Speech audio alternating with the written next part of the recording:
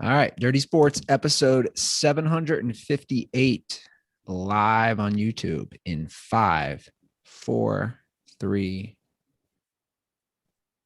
Welcome to the Dirty Sports Podcast. I'm your host, Andy Ruther, coming to you live from Cincinnati, Ohio, with my co-host from Los Angeles, California, Joey No Chill Prano. Hello, Andy. Hello. How's that L chain treating you? It's heavy. Did you do anything exciting with the L chain this weekend? You want the truth? Yeah. No. You were home all weekend. I mean, not all weekend, but if you think, going to the grocery store is exciting. Did you wear the L chain to the grocery store? Of course, Joe. And but no one questioned it? Well, I went to Trader Joe's around the new one in Dixie Heights. Shout out to my Northern Kentucky people. Went there about 8:00 last night. There was probably 5 people. Trader Joe's is full of woke people. They were probably like, yeah, a white guy taking an L for once. Finally, it's about time. Well, I did something last night that I've never done and very regretful. And I'm going to tweet this out to ask for others' opinions, and we'll start with yours. I bought a new bag of these Carolina barbecue gold chips at Trader Joe's. I've been eyeing them. They look good. Anyway, I came home, smoked a bowl. I was really hungry. I ate an entire bag of chips. Never done that. Not a small bag. I mean, not the biggest, but like a 7-ounce, a big size bag. I couldn't stop. I ate the entire bag. I just couldn't stop. And I'd never had these chips and they tasted great. And I just kept eating. And then when I got to 3/4 through, I said, why even stop now? You've already destroyed the dump you're going to take in the morning when you wake up. You've reached past the point of no return. And I was thinking that would be up there. Not that it was the worst decision, but that would be one of the most reckless high food decisions I've made. One of the most reckless. Well, just like who eats a whole bag of chips? Stone people do all the time. Make a sandwich, do something with some sustenance. Cook something. Throw a frozen, I should have just thrown I had a frozen pizza from Trader Joe's too. I should have just thrown that in the oven. But I don't know, just something about a whole bag of chips. It's pretty reckless. Open my window here, Andy. Can you think of something where you were stoned and you made a completely reckless decision? Yeah, except I wouldn't, I think I've made enough reckless decisions in my life that eating a whole bag of chips isn't look, obviously in the scheme of the bad decisions that I've made, this pales in comparison. I've done it's very 2021 Andy of you now that you're spending your days, going to amusement parks and sifting through your parents' old boxes in your house. A bag of chips is about as reckless as it gets. It's pretty reckless. Funny you bring up sifting through. I'm going to show this right now on camera. I know. A 1975 Game 3 Cincinnati Reds, Boston Red Sox World Series ticket stub. Pretty awesome, not going to lie. There's 2 of them. And I was really stoked when I found this. I knew my dad went to the 75 World Series, and that's arguably one of the best ever. It's the 7-game Red Sox, Game 6. As we all know, the infamous walk-off home run. That was Carlton Fisk, or was that Yastrzemski? That was Fisk, yeah. I thought it was Fisk. Okay. And he's doing this to stay fair. Infamous series. What I did not know was this game 3, had a hugely one of the most controversial calls in World Series history as well. Did you know that? No. This is a tip from Matty Goldberg. This is the Ed Armbrister game. So I can't show it because of Matty was 12 at the time. He's like, I remember watching it at my parents' house. Ed Armbrister. 12. Unbelievable. Unbelievable. Yes, he was born in 1963. Right. So it's Boston comes My parents, back. I grew up in Woodstock. I was 6 at the first Woodstock. I went with my dad. We played catch. I remember it was Jimi Hendrix was playing the national anthem, and me and my dad were having a catch. Unbelievable. So, man, if you're not watching this on YouTube, you're not getting the full experience because Prano is doing a full routine right now with his body expressions. So yeah, it's game 3, right? In the old Riverfront Stadium here in Cincinnati. Boston puts up 2 in the 9th to tie it. So you head to the bottom of the 10th. It's 5-5. Reds got guys in first and second. And Ed Armbrister bunts. I'll be curious after you watch this because I've watched this now like 10 times. He bunts and he runs, but the bunt is so close to home plate and he starts to run to first, but he gets in Fisk's way and then he backs off. So it's the controversial, was it or wasn't it runner interference? Fisk tries to throw the ball, which is another controversial play. Instead of just tagging the runner, he's going for the double play. And he throws the ball, I forget, to second or third, and he's safe. I think it was Johnny Bench. So basically the Reds ended up getting it was an errant throw, and basically the Reds end up getting a run and they win that game. But like it's hugely controversial. You got to watch it after the podcast. What you're going to say it was probably runner interference, and it looks like it. But then, are you watching it? I'm literally watching it right now. Okay. I mean, technically it looks like runner interference, but kind of not because like it would have been runner interference if he went in front of him, but he like stops going in front of him. That's what I'm saying. What was the call? No call. No call. And then I'm watching again. He bunts. He's about to run, but then he does. I guess the thing would be runner interference either way, but like, I don't know. I don't know if I make that call if I'm the ump. That's what I'm saying. Can't he run to first base? That's what I was going to ask. So the runner's not allowed to run if they bunt it that close in the field? But even that, he stopped. Like if he had run, he would have been more interference. I'm going no call.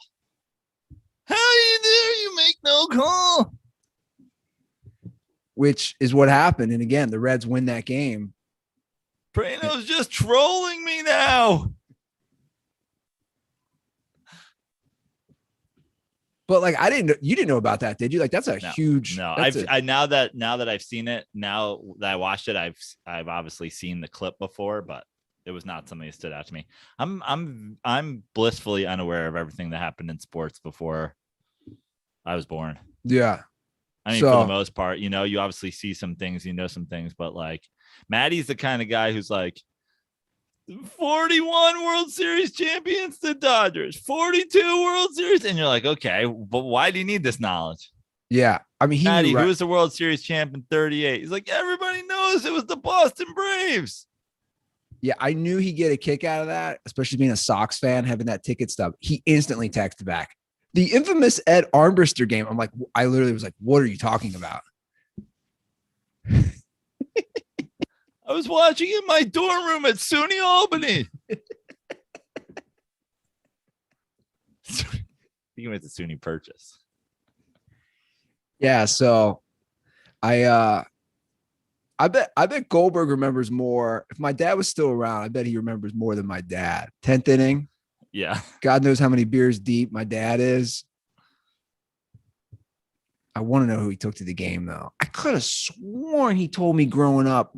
I knew he went to the game. I could have sworn he told me growing up he took my oldest brother, Elliot, but there's no way because my brother was born in December of 73. There's no way he's got a less than 2-year-old at him with this game. There's just no way. There's no way. So who knows? But I think these were decent seats, too.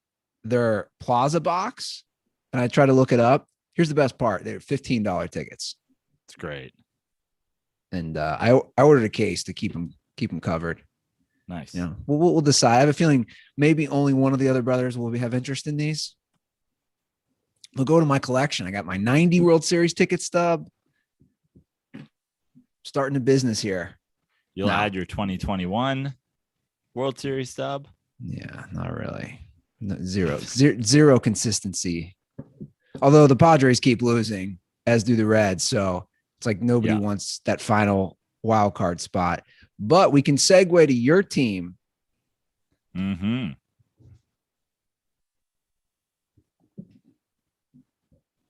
Thumbs down. Yes. The Mets. I mean, it's same old Mets. LOL Mets. Like, I don't even have a problem with the inspiration. I don't have a problem with the backstory. The only thing I really have a problem for people who don't know is the Mets have been doing, when they get on base, when they hit a home run or whatever, a number of the Mets, not all of them, a number of the Mets have been doing this thumbs down thing, which, first of all, like, let's just start with the Yankees had a thumbs down thing like 3 or 4 years ago.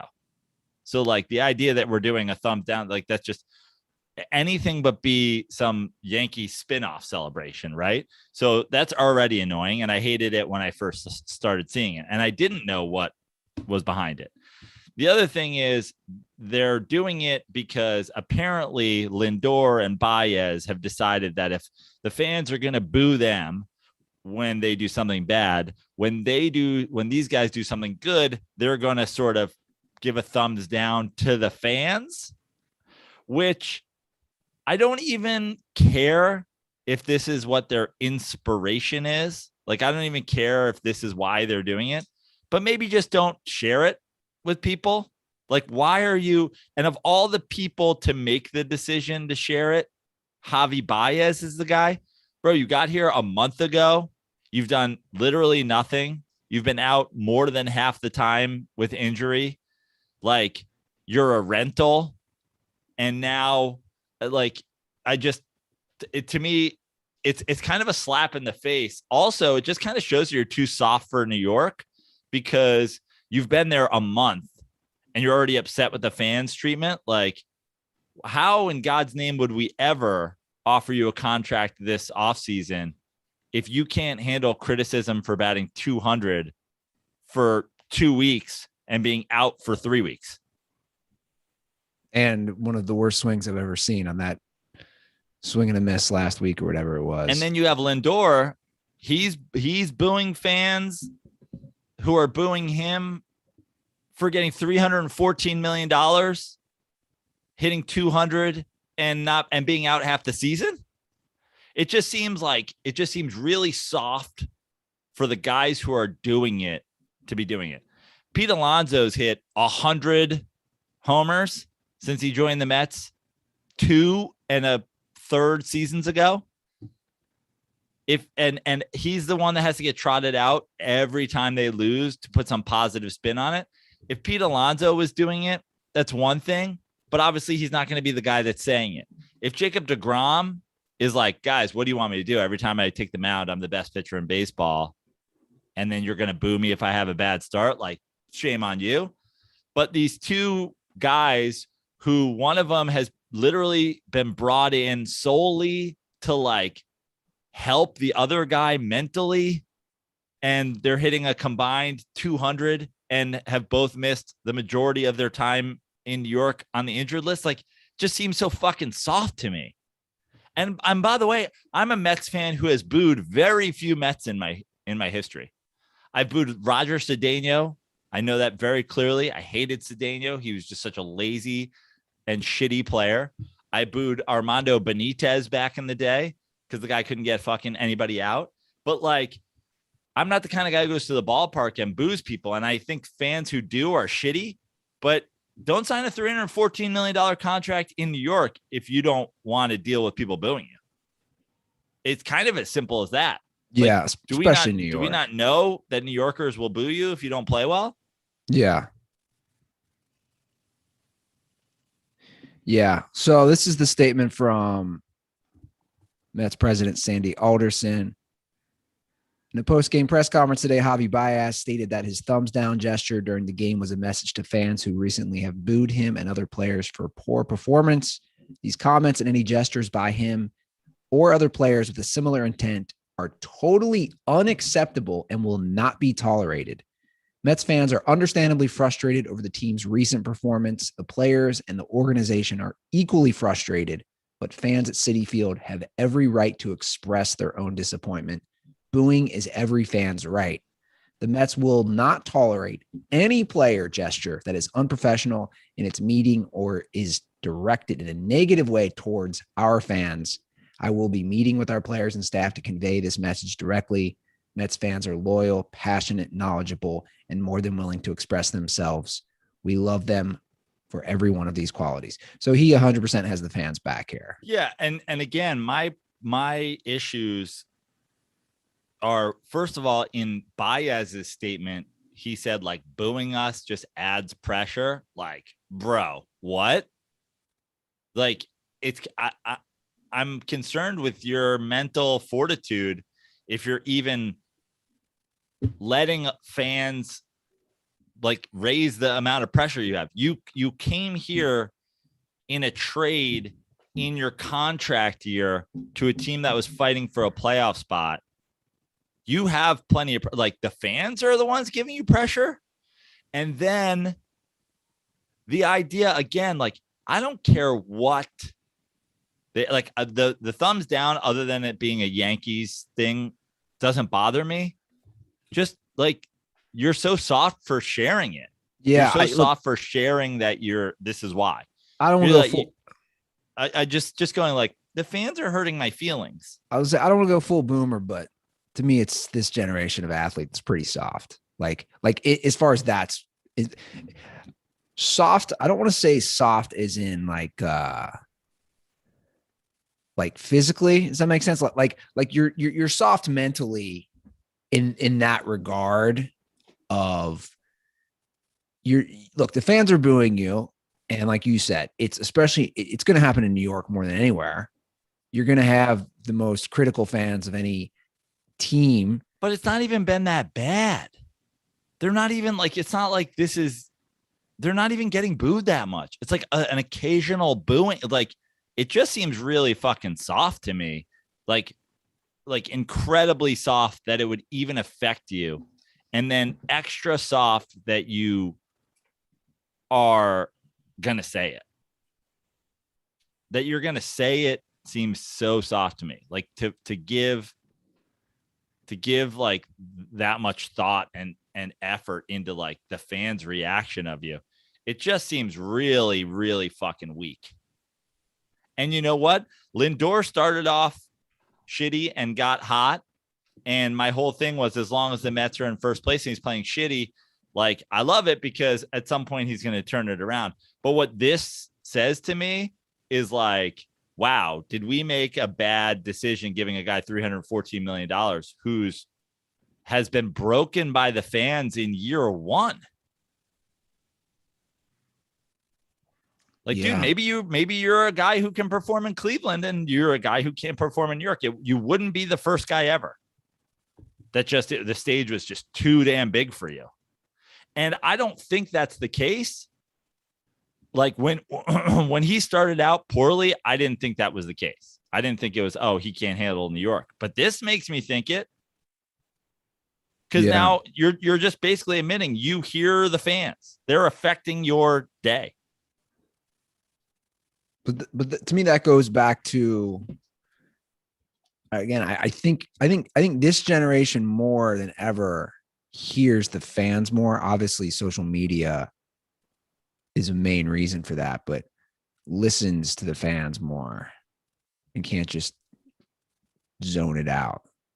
I'll be interested to see what happens with the Mets from here. Now, they had a tough stretch recently playing, the best teams in the National League, the two best teams in baseball, in 14 of 17 games. Now they've got, the Nationals and the Marlins and the Phillies. Like, now they're back to like a more reasonable schedule. Like, it'll be interesting to see if this inspires them or if it doesn't. The thing with the black jerseys was, oh, well, if the young guys, if the Pete Alonsos and the Stromans are turned for it, who cares that, it's a throwback to a horrible time in Mets history. If those guys are turned for it, let's let it happen. Well, they haven't fucking performed since they wear them. So like, I'll be interested to see if this is another thing that's like, oh, this could be the thing. And the bottom line is like, it's the combo of things that pisses me off. If these guys were just struggling and they were getting booed and they're doing it, whatever. If they were just hurt and they come back, it's like, you guys can't stay on the field. When you're on the field, you can't perform. You're both getting paid a lot. And you're booing the fans? What I just don't know what anybody expected when they came to New York. Well, you just thought you would come here, get $314 million, play like shit, take half a season off, and no one would care. It's just a microcosm of just a disappointing and bad season, to be honest. That's what it boils down to. And I'm not even defending fans who do it. I don't even care. Like, cool, booing fans suck. But for you to be triggered by it is kind of pathetic. I'm less like there's a lot of Mets fans out there are like, how dare you? And I'm not like, how dare you? I'm like, how soft are you? Yeah. Well, here's a recommendation. Here's an Andy Ruther recommendation for the Mets fans. You guys should all get together. What's that Twitter? Cespedes Barbecue? Yeah. They should throw a big barbecue provided by Butcher Box, Joe Prano. They can have a giant kumbaya grill out with some of that amazing food from Butcher Box, and they can all hash out their differences in one of the parking lots outside Citi Field in Flushing. What do you think about that? I think it's a fantastic idea. Guys, Butcher Box has so many great options like 100% grass-fed and finished beef, free-range organic chicken, humanely raised pork, wild-caught lobster tails, wild-caught Alaskan salmon, and sugar nitrate-free bacon. Getting hungry just reading that. Butcher Box is a no-brainer. Each box has 9 to 11 pounds of meat, which is packed fresh, shipped frozen, and vacuum sealed. So make it make it simple to store. I'm really struggling today, Joe. I'm like Javi Baez trying to hit a changeup. Making it simple to store in the freezer and pull a delicious meal together with friends, or like I said, making amends with friends and teammates and fans. So luckily, today's sponsor, Butcher Box, wants to help you celebrate the rest of the summer. We're basically almost finished, guys. I think Labor Day weekend is officially the close of summer. So once again, hop on board this. I love my Butcher Box meals. I have them sitting in the freezer. I invite over my brothers, my nephews, my nieces. We have some nice grill outs. They have been a great part of our summer, getting back together and for us to share some good moments together. So once again, Butcher Box wants you to enjoy the rest of summer with this special deal. Butcher Box is giving our listeners a special offer of 3 pounds of chicken breast, 2 pounds of burgers, and 1 pack of hot dogs for free. That's that big FREE, guys. That's free. Right now, new members can get this special deal when they sign up at butcherbox.com/dirty. That's butcherbox.com/dirty for free chicken, burgers, and hot dogs in your first box.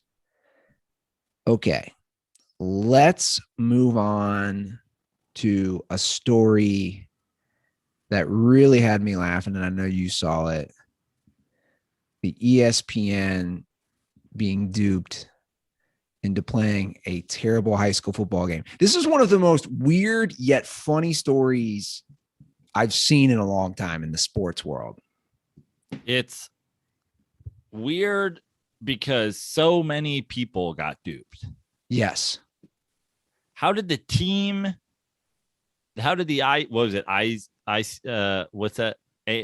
IMG Academy? Yeah. How did IMG Academy get this team on their schedule? Well, here's the irony. I did, as deep a dive as I could. IMG Academy played this team last year. They already played them, and they beat them 56-6 last year. Yeah. So here's the story. Our high school and college football have started off, and obviously ESPN airs high school football games now. And God knows why. As part of the high school football kickoff, they featured IMG Academy, which has just a bunch of studs and always does. They're based out of Florida, against this team called Bishop Sycamore, a charter school in Ohio, an online charter school. So as someone from Ohio, I know the big Ohio football high schools. I've grown up here, and like my school's one of them. And it's just funny. Like I know all the stud high schools and where a lot of the guys go play D1, go on to the pros, you name it. Right. When I saw this, I'm like, because I saw this game on TV. I was like, who's Bishop Sycamore?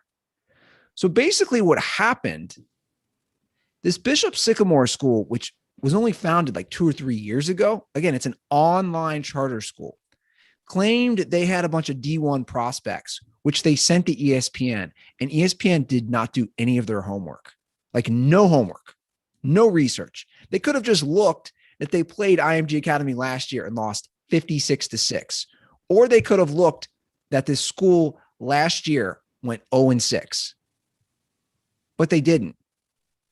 So this game was like 44-0 by the third quarter, and ESPN came out with it. And I'll play this. ESPN on air openly confesses that they got duped into airing this game. It's pretty wild and funny. Here it is. Bishop Sycamore told us they had a number of Division I prospects on their roster. To be frank, a lot of that we could not verify. And they did not show up in our database. They did not show up in the databases of other recruiting services. So it's okay. If that's what you're telling us, fine. That's how we take it in. From what we've seen so far, this is not a fair fight. And there's got to be a point now, Ludes, where you do worry about health and safety.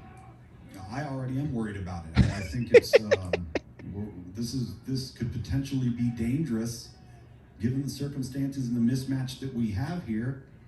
And quite honestly, Bishop Sycamore doesn't have not only the frontline players, but they don't have the depth in case something were to happen to their roster with. So at this point, Joe, it's 30-0 with 6.5 and change. But I like how they just go, and we couldn't verify it. So we put it on TV and we figured we'd see what happens. It's like, if you couldn't verify it, and again, how much did you try if you didn't look at their record from last year? Yeah. And here's a common opponent to put things in perspective for me. So my high school won Division I state last year. And I see there's a common opponent from last year. This Bishop Sycamore last year lost to Cleveland St. Ignatius, which is a Ohio powerhouse. They lost 33-6 last year.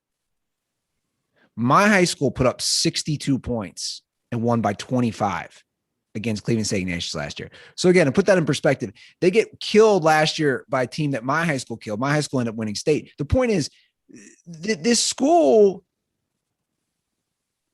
is an online charter school that doesn't have any players. Yeah, I'm putting, like, I'm not blaming this school at all. Like, the idea that this school probably does have fucking, I mean, when they say they have Division I recruits, so how many does that mean? 1, 2? Maybe they do. I'm putting this, 85% on ESPN, because what the fuck are you doing? And 15% on IMG. It's like, you played these guys last year. Why are you, like, the idea that you're scheduling this as your opener, knowing that you're in talks with ESPN to do some high school football kickoff, you thought, oh, we'll just beat up on some online charter school on television? It's a good point. A school that you put up 56 points and beat by 50 points the year before. Here's another fun thing I'm reading right now. It kind of served to do the exact opposite, I'm sure, of what they wanted to. Oh, well, let's go on national TV and beat the shit out of some team. It's like, no, instead, it just seems like you're going with the Alabama first game of the year where you play the Citadel. You just went with your fucking cookie, Get this. This Bishop Sycamore played 2 games within 3 days as well. Yeah, that's ridiculous. So they did an extra game to get on national TV. So ESPN's trying to throw their a marketing group under the bus. So ESPN's really not taking any accountability. The statement from ESPN, we regret that this happened, have discussed it with Paragon, which was the marketing group who set this up. We regret that this happened and have discussed it with Paragon, which secured the matchup and handles the majority of our high school event scheduling. No, bullshit. They have assured us that they will take steps to prevent this kind of situation from happening moving forward. So ESPN is trying to just wipe their hands clean. This is so By pathetic. the way, I mean, the bottom line is no one gives a shit. No one watched this fucking game. I agree. High school football on ESPN. No one's watching preseason football on ESPN. No one's watching the beginning of fucking, no one's watching spring football on ESPN. No one watches. No one cares. The only story here is how pathetic ESPN has gotten with their just, maybe don't fire every single person that works at your company and retain one person that can go, hey, we should Google teams before we put them on television. Yeah. I mean, this is the equivalent of me appearing to talk about the Mets thumbs down scandal as Jack Mehoff. We now go to thumbs down expert Jack Mehoff for his thoughts on the Mets thumb down thing.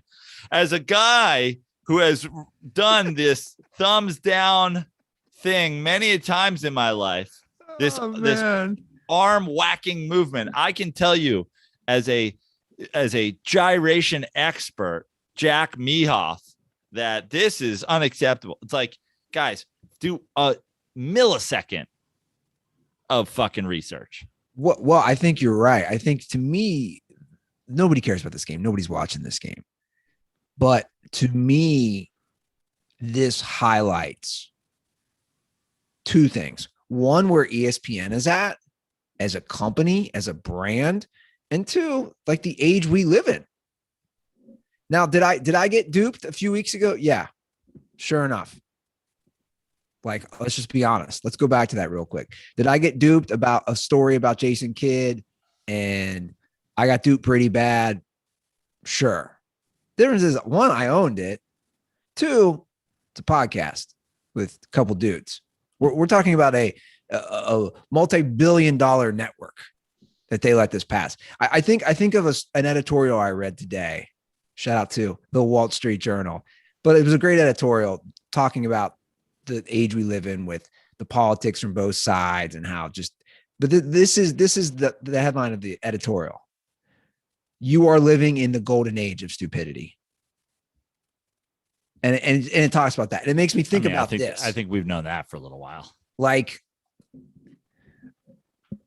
I didn't see the statement until right now that they throw the marketing group under the bus.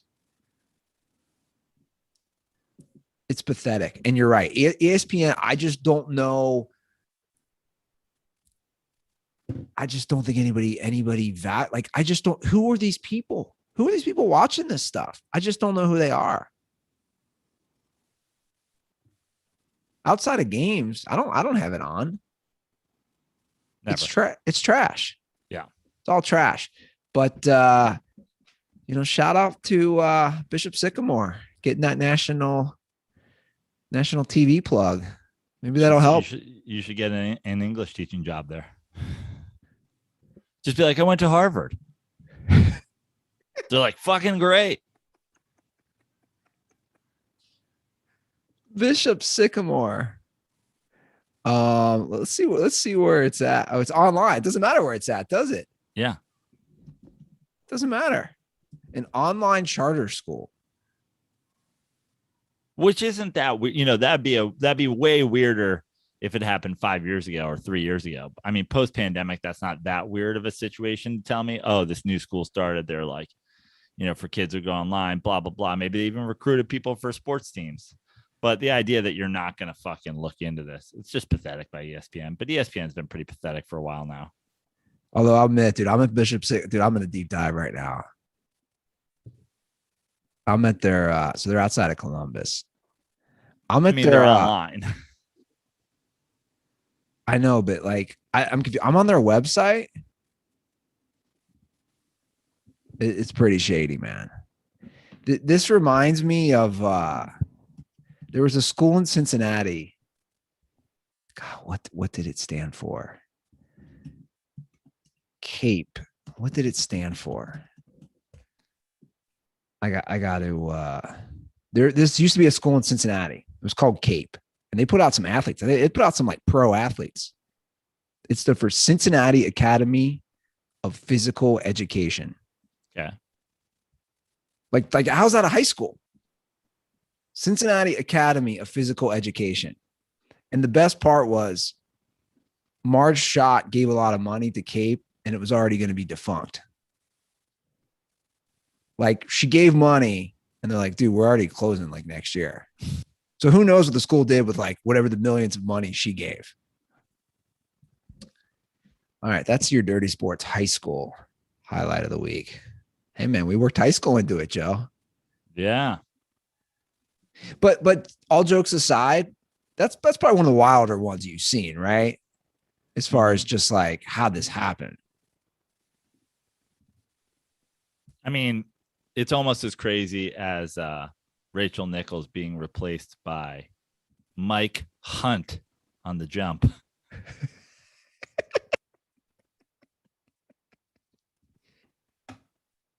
Mike Hunt said, sorry, he sent us a letter saying he had 5 Peabodys. What were we supposed to do? Check? I mean, Barry McCockner's made a thing of this for 10 years now. Yeah. He should have been calling the game. That's what he should have been doing. I'm surprised ESPN didn't hire Barry McCockner to just call this game. Yeah, dude, it's like I said, it's just a testament right now of where they are as an organization. But hey, whatever. I don't, they've made these mistakes, and I don't feel bad for them at all. So I saw this last night. Speaking of bad decisions and bad takes, Jerry Jones is talking about Tony Romo being a first ballot Hall of Famer. And I see this, and I know he's going to stick up for his guy, right? But when I see this, Joe, and Hard Knocks is on, you got to think, dude, because I think he really believes this. If you're a Cowboys fan, this has got to make you realize this is the guy doing your player personnel decisions. A guy who thinks. That's the thing. Cowboys fans love it. Cowboys fans think Tony Romo is a Hall of Famer. He's not even close. Like, not even close. No. Like, not even like within the realm. Well, he doesn't have. He has a shortened career. He doesn't have like career accolade stats. Like he didn't compile big time stats. He didn't win a Super Bowl. He didn't play in a Super Bowl. How many 16-game seasons did he play? Like, just nothing fits the bill. Never in history did we discuss, there was a guy who was like top 7 at his position for like 3 seasons, one of which he completed. And that's where we're like, what the fuck are we talking about? I'll give a shout to your boy, Fitzy, Ryan Fitzpatrick. Ryan Fitzpatrick has more all-time passing yards than Tony Romo. Of course he does. Tony Romo is 34th all-time in passing yards. 34th. I mean, it's not. Tony Romo shouldn't receive a single Hall of Fame vote. I agree. He's 24th all time in touchdown passes. These current guys already have more touchdown passes than him that are playing in the NFL. Russell Wilson, Matthew Stafford, Matt Ryan, Roethlisberger, Rodgers, Brady. I mean, come on. He played 12 seasons. He started 16 games 4 times. Yeah, I wouldn't give him a single vote. He started 16 games 4 times and 15 games twice. Otherwise, now in his years, but I will say probably a couple of those the Cowboys had a good seed and they didn't start him the last game probably. Okay, so 15 twice. Yeah, so, that's what I'm saying. Yeah, but that's my point. So half of his career, 2004, 0 games started, 6 games played. 2005, 16 games played, 0 games started. Again, like basically first 2 years, he doesn't play at all. He finally gets the call. He starts 10 games. Then he starts 16, 13, 16, 6, 16, 6, 15, 15, 4, 0. Like in the middle there, he, by the way, in the middle of his career, so he gets the nod. Let's take that first year out where he starts 10 games. He goes 13-3, 8-5, 11-5, 1-5, 8-8, 8-8, 8-8, 8-7, 12-3, and then he gets benched again. He gets hurt and doesn't take the job back. He led the league in completion percentage one time. He led the league in interceptions one time. He led the league in QB rating one time. Look, he was a nice player. Don't get me wrong. But he didn't stay on the field, and he won 2 playoff games. He's a 3-time Pro Bowler. That's it, huh? In 2006, when he went 6-4, in 2009, and in 2014.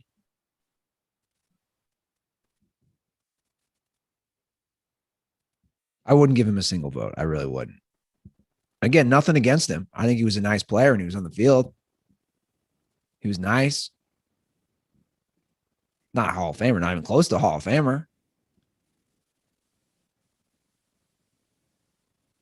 I bet you. I bet you Andy Dalton has as many Pro Bowls. Probably does. If you go to stathead.com or whatever, they'll just give you options for guys to do comparisons of. So they just gave me like a one-click option of Matthew Stafford. So Matthew Stafford, this will be his 12th year in the league. Tony Romo played 12 years in the league. Even in the per game, Stafford, more completions, more attempts, more yards, more touchdowns, 0.1 more interceptions per game, sacked more, and more yards per attempt. Like Matthew Stafford's significantly better than Tony Romo. Yeah. Matthew Stafford's already played more games and won less season. He's won 4 less games. There's 11,000 more yards. I hate my tiny. Yeah. And 40 more TDs. It's like, this is a guy who played in fucking Detroit.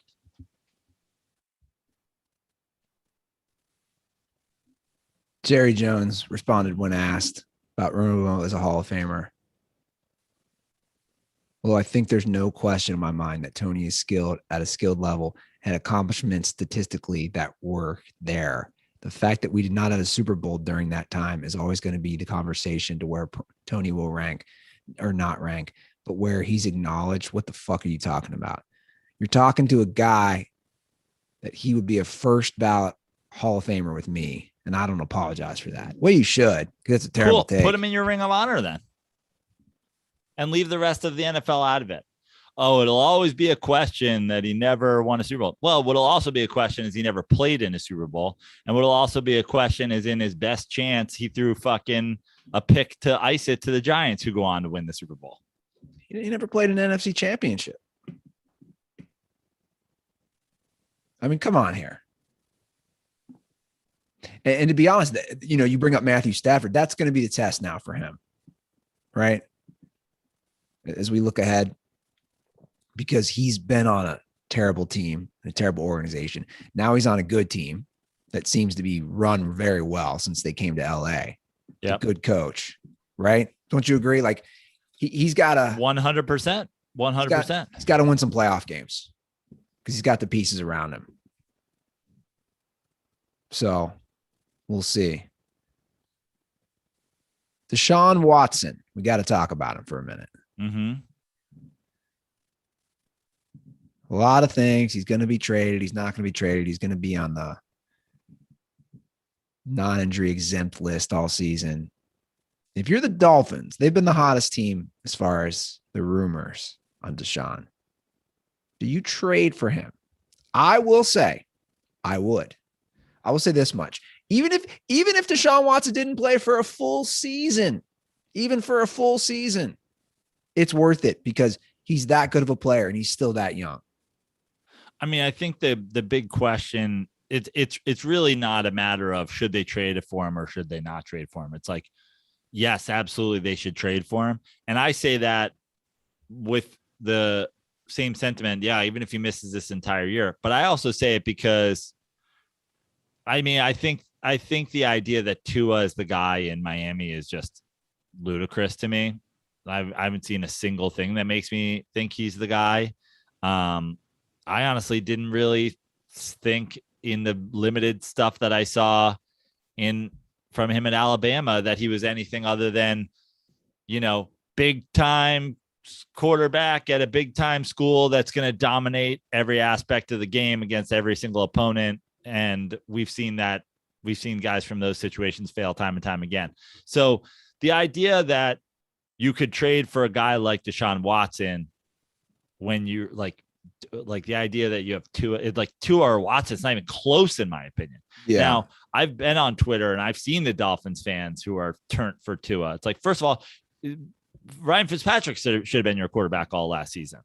And, but the bottom line is, what do you trade for him? Am I willing to gut the future of the team to get Deshaun Watson when you don't know he'll play this year, when you don't know, what's going to happen going forward? Is he going to be arrested? Will he ever play again? So I would trade for him if I were them, but I would take the approach to trading for him that you're willing to take on this baggage from the Texans. And the Texans have to realize they may not have this guy, that we're willing to take this from you. The idea that the Texans want 4 first-rounders and this comes in, and it's like, dude, you're not going to get it. No one's going to trade you for him. Okay. They went 10-6 last year. Flores is building a nice team. He's building a nice defense. I for sure, I give up 3 first-rounders for him. I do. Deshaun Watson. But now they're asking, it seems like they're asking for, hey, if he doesn't play this year, we get to revoke this pick or we have our protection. That's the shit I would fight for. Yeah. I mean, he's going to be, I just looked it up. He's going to be 26 in a few weeks. 26. He's that young. Like I said, take a year off. I don't know what's going to happen with this stuff, but as we've said, I think ultimately people don't care. Teams don't care. And if you're the Dolphins and you really don't care about the baggage, well, we know the teams don't care. It's really just a matter of, is a legal fight going to keep him from playing? It's just a matter. I don't think the Dolphins have been charged at all. Wouldn't he? I mean, this stuff's been going on for 6 months. Wouldn't he be in charge at this point? I have no fucking idea.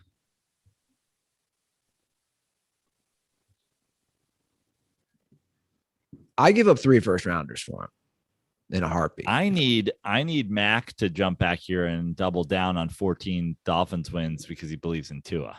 I believe that's because, the fact that there were Cutler Dolphins defenders and the fact that there are, insane, I've seen them online, insane Tua defenders.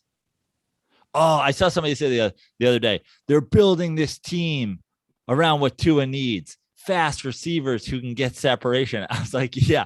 Oh, so they're just trying to have good receivers? That's just what he had at Alabama. I'm like, are you drunk? Every single team wants receivers who can create separations. The number one thing that you're looking for. Well, I'll say this.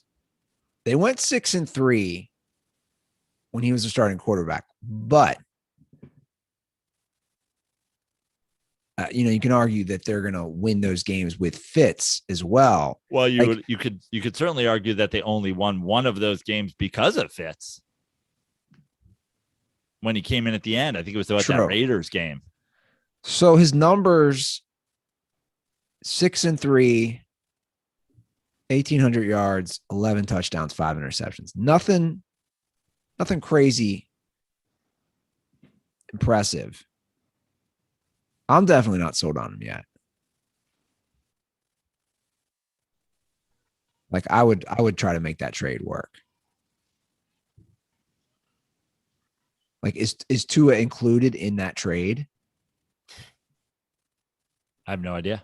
I mean, I don't know if you can include him, because then what are you saying? If Deshaun Watson's out on this season, you're punting on this season? You can't punt on an entire year in the NFL. No, you can't. And you can't when you went 10-6 last year and came that close to making the playoffs. But I would trade for him. Again, the idea of Tua as your guy, I think is ridiculous. I don't think he's shown, not that he can't. He's only started 9 games. He's young.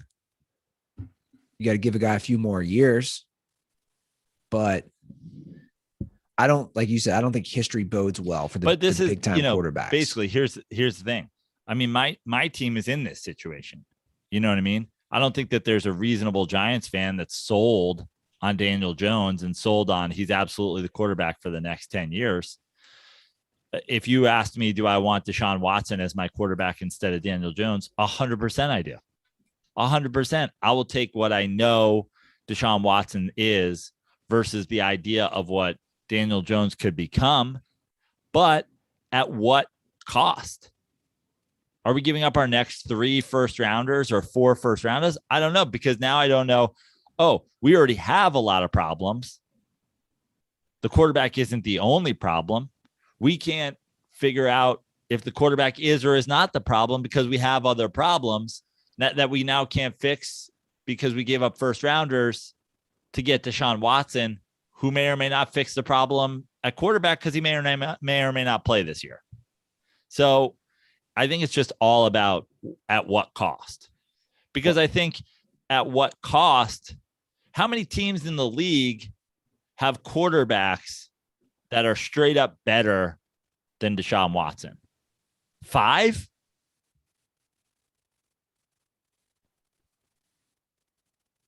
Yeah, I mean, again, he's going to be in that argument for sure as far as like top 6, top 7 quarterbacks.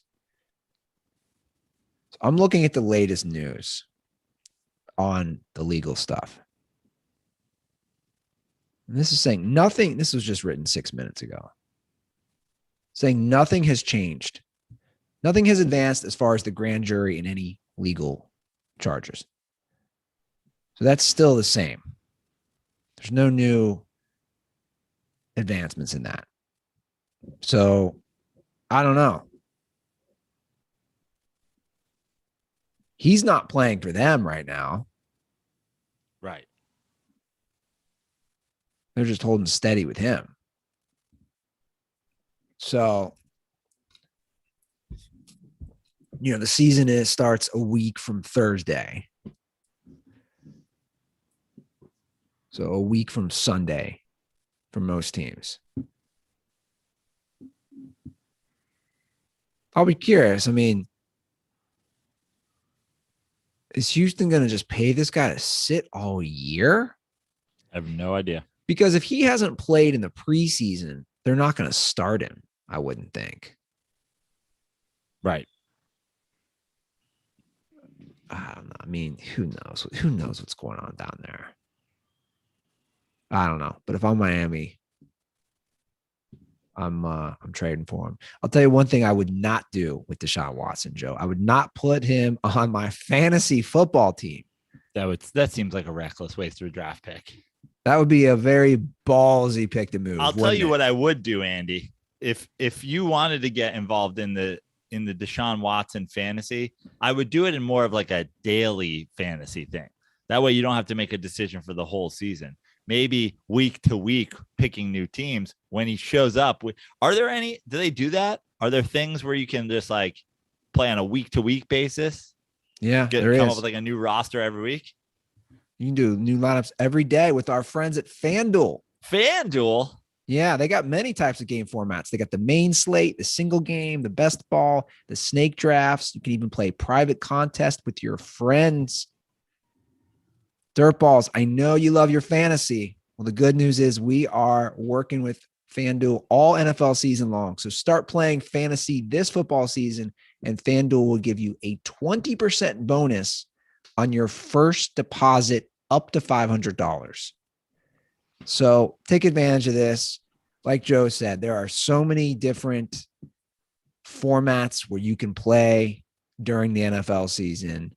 And we'll get to the calls here in a minute, but with it being week to week and different options, you might want to take Jameis Winston one week, Joe. What do you think? I mean, he might put up some big numbers one week. Oh, I'm sure he's going to put up some big numbers.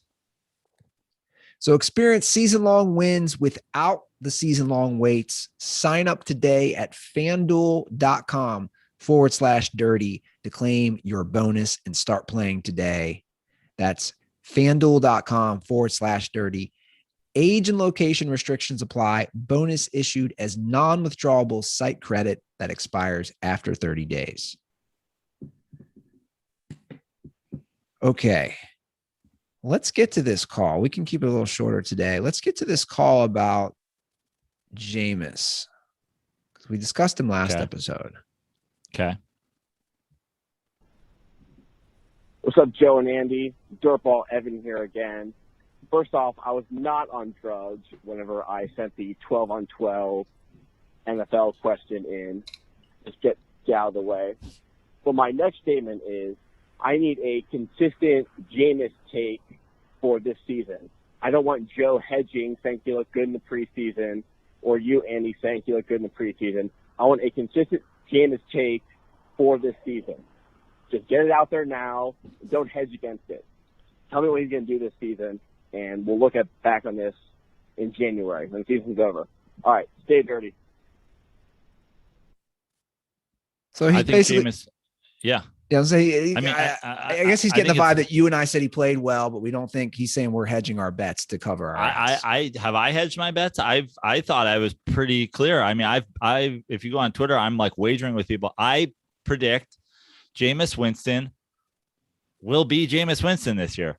Jameis Winston will throw for a lot of yards and a lot of touchdowns. He'll turn over the ball a lot. By the way, just as a reminder, no leading passer in NFL history has ever won a Super Bowl. I predict Jameis Winston will be benched in at least one game in favor of some quarterback on the Saints, whether that be Taysom Hill or Chase Daniel or Ian Book or whoever the fuck is the backup quarterback. Like, I predict Jameis Winston will be a healthy removal from a Saints game this season for production. I think Jameis Winston will, do I think the Saints will make the playoffs? Potentially, but I wouldn't bet on it. I'm leaning toward the Saints do not make the playoffs with Jameis Winston. And I will predict that if they do make the playoffs with Jameis Winston, that he does not win a playoff game. I feel like that's a pretty solid, concrete take. Okay, here's my take. I'm ready to toss out some things. I agree. I think he will be benched. We agree in that part. He will be benched at some point, whether that's middle of a game, the next game, whatever. I just think he'll be benched because of his poor performance. I'm going to go on record. By the way, I think that is a considering the coaching situation there and considering their quarterback history, the idea that Jameis, like, I don't want the who shall not be named takes coming out here. Oh, well, he was taken out of a game and we don't know what happened. And then he started the next game, so he wasn't really benched. I believe he will be taken out of a game for performance. Does he start 16 games? Maybe, but I believe he will be benched in a game or to start a game for performance. I'll take it one step further. I'll give you some concrete, just vicinities. I think he'll do. I think he throws for about 4,200 yards, 25 touchdowns, 15 to 17 interceptions. So he'll get his touchdown passes. I'm going to say 25. I'm not on record to say 30. I think Sean Payton might dial it back a little for him, not let him sling it like he was doing in Tampa Bay, but he's still going to throw a lot of picks. And how many times are we going to say you cannot throw a lot of interceptions in the 2021 NFL? You just can't. Or fumble the ball. You just can't. Look at the difference in Russell Wilson the first second half. He's throwing too many picks, turning the ball over. The team wasn't as good. Like you cannot turn the ball over as a quarterback. And if his ratio, I mean, at this point, you got to have about a 2-to-1 ratio at least. Touchdown to interception. Yeah. At least 2-to-1. And I'm going on record saying he's not. It's going to stick to the 1.5-to-1.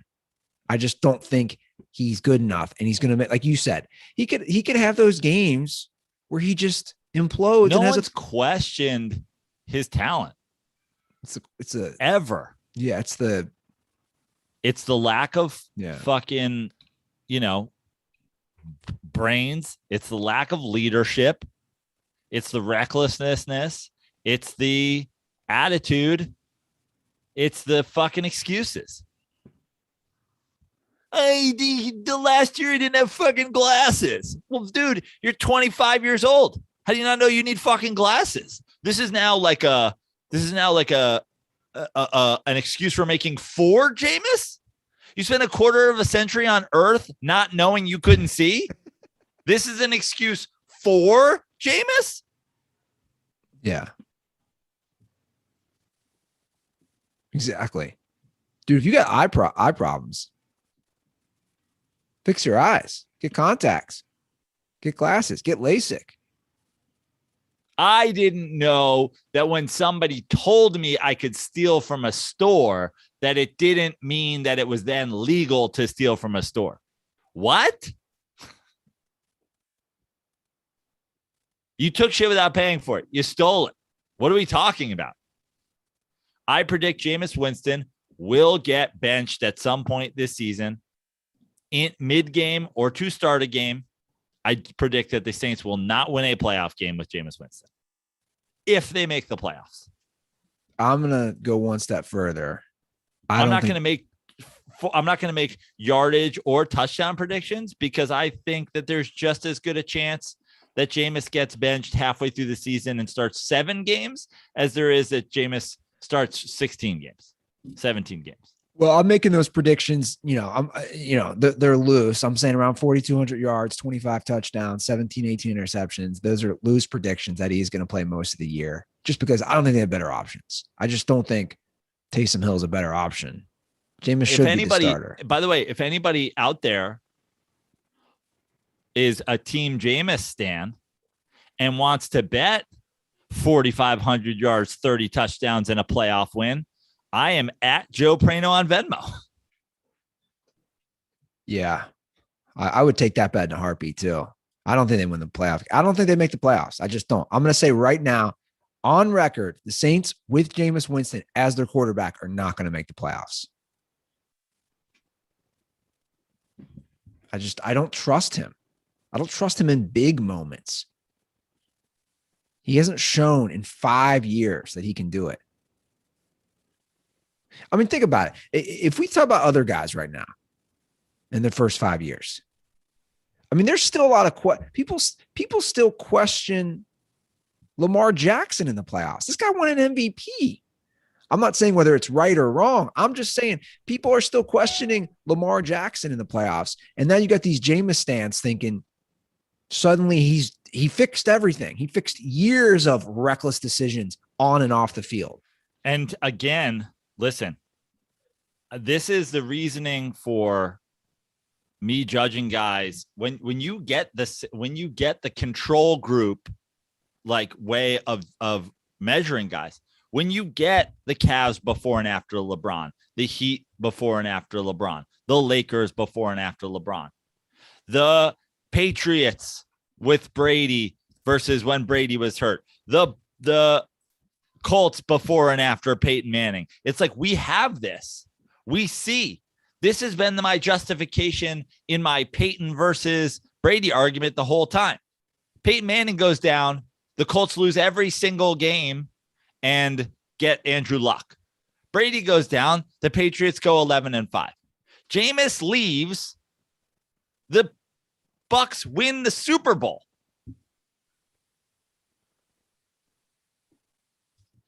The idea that Jameis makes your team better is insane. Certainly, by the way, we've seen it. Jameis replaced by an over 40 sure thing Hall of Famer, they get better. So now Jameis replaces an over 40 sure thing Hall of Famer. He makes them better. I don't think anyone's saying that. Well, if you're saying that they win a playoff game this year, if you're saying they win the division this year, then you're saying he makes them better, right? Well, they won the division last year. They just didn't win a playoff game. Right. Yeah, no way. All right. Hopefully we define that enough for you. 310-359-8365 is the hotline. Okay, let's get to another call. What's going on, boys? Kyler Aronofsky calling back once again from beautiful Toms River, New Jersey, home of the 1998 Little League World Series champions. My boys were just recently eliminated from Williamsport. I almost said Cooperstown again by Texas. That's not the reason for the call, though. My girlfriend was just talking to me about Christmas music, and now she's listening to Christmas music. Now, I know a lot of people like the Mariah Carey and shit, but what's your opinion on Christmas music? I know Joe Prano has a great playlist on Apple Music that I actually have. And what's your Christmas song that you can listen to any time of year? Mine, so easy, not going to surprise you guys. Santa Claus is coming to town, by the boss, Bruce Springsteen, the GOAT. That's it. Christmas music, what's your opinion on it, and what is the song that you can listen to anytime? Condoms are for a minute rule, but this is exactly a minute, motherfucker.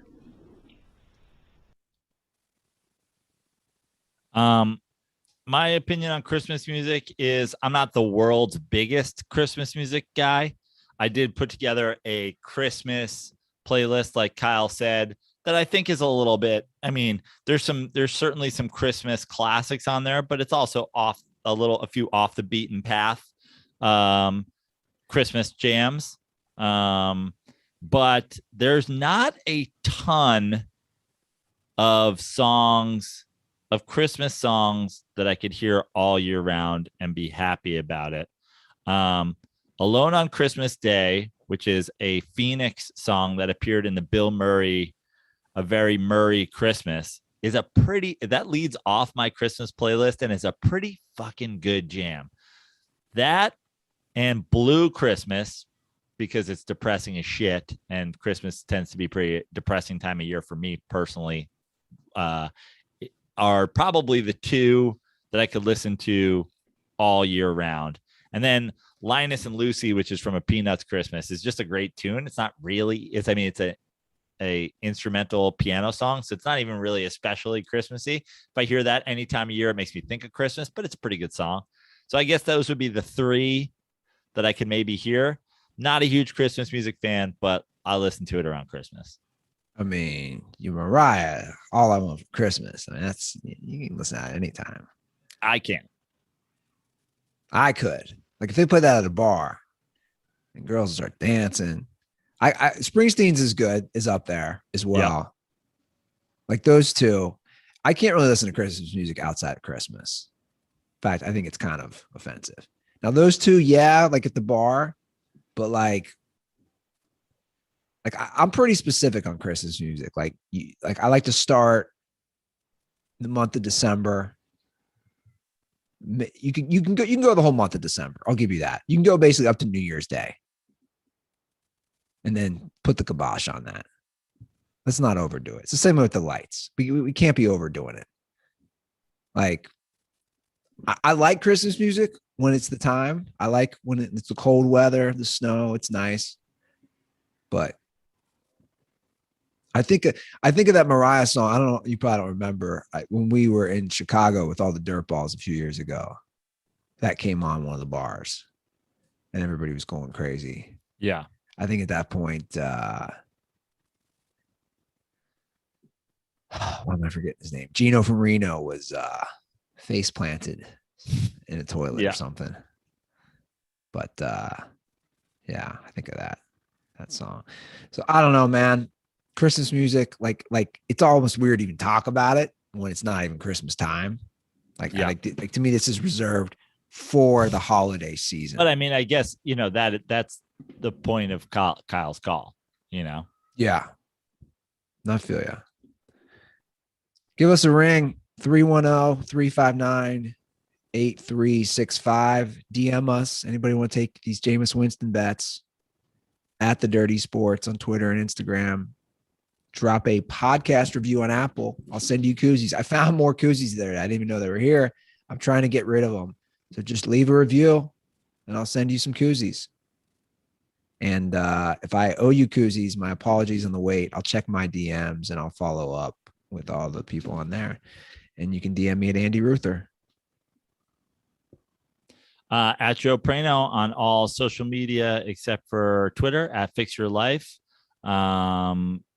Been booking a bunch of shows here in the Los Angeles / Southern California area, from Santa Barbara down to San Diego and all points in between. Go to joeprano.com for shows, or probably the best thing, since I put all my flyers and stuff, is follow me on Instagram, where I put my flyers. Still planning on being in New Orleans for Giants versus Jameis, and 4 shows at Comedy House New Orleans on October 1st and October 2nd. God willing that the lights are back on and the whole city's not underwater. So, NOLA is a pretty strong city. I imagine that they'll be back in business by early October. So if you're down that way, come support, a city that could probably use a tourism bump after these last few days. Come down to see me at Comedy House New Orleans. That link for tickets is in most, if not all, of my social media bios. So do that. Yeah. So hopefully things don't get too much worse down there.